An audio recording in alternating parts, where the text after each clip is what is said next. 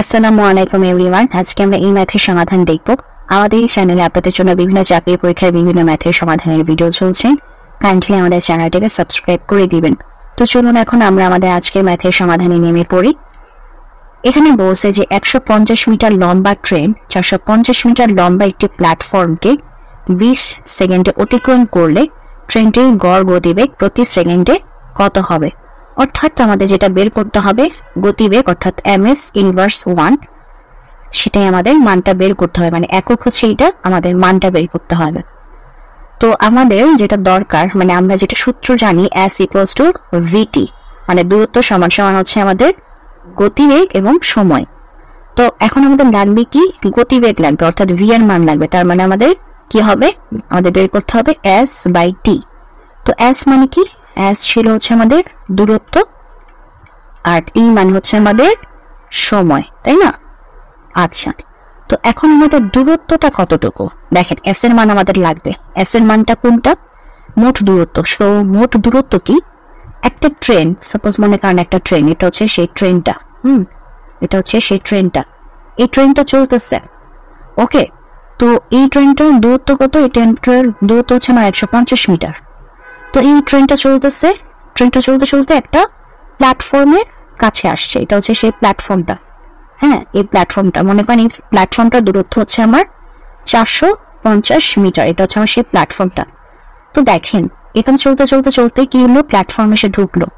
ঢুকার পর এখন তাকে কি করতে হবে, এই প্ল্যাটফর্মের দূরত্বটা অতিক্রম করতে হবে। তো প্ল্যাটফর্মের দূরত্ব কতটুকু, প্ল্যাটফর্মের দূরত্ব হচ্ছে আমার 450 মিটার। তো 450 মিটার তো সে অতিক্রম করলো, ভালো কথা।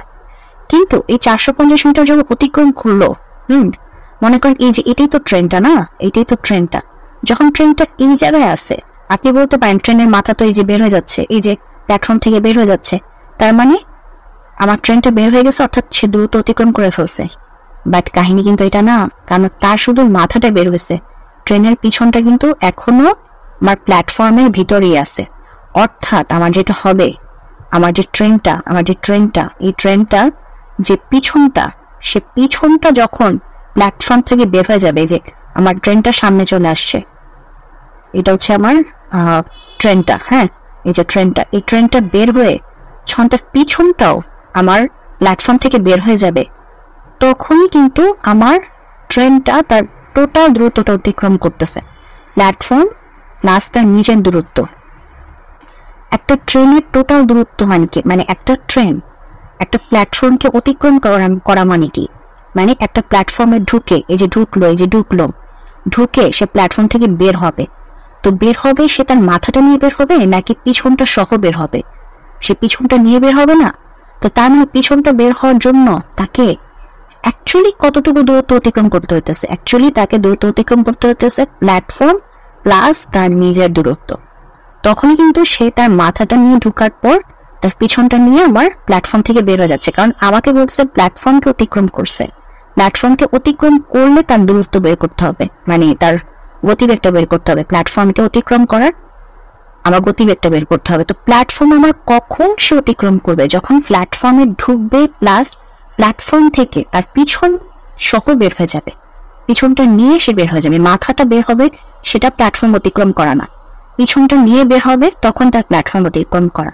তার মানে টোটাল দূরত্ব আমার কি হচ্ছে, আমার প্ল্যাটফর্ম প্লাস তার নিজের দূরত্বটা বের হলেই তো, মানে নিজের দূরত্বটা পার করলেই তো তার পিছনটা নিয়ে বের হয়ে যাওয়া, অর্থাৎ তার মোট দূরত্ব যেটা বের হয় সেটা হচ্ছে আমাদের 600 মিটার।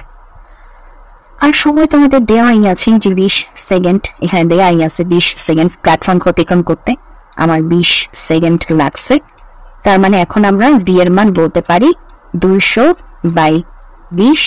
তো যদি এখন কাটাকাটি করি, সরি 200 না 600, কারণ এই যে 450 প্লাস 150 তো 600 মিটার। তো 600/200 যদি কাটাকাটি করি তাহলে হবে হচ্ছে 30।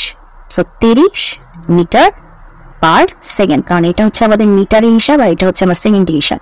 সো এটার একক আসে মিটার পার সেকেন্ড। আর এটাই হচ্ছে আমাদের আজকের প্রশ্নের সমাধান। তো যদি ভিডিওটি ভালো লাগে অবশ্যই ভিডিওতে লাইক দিবেন, চ্যানেলটিকে সাবস্ক্রাইব করবেন। ভালো থাকবেন।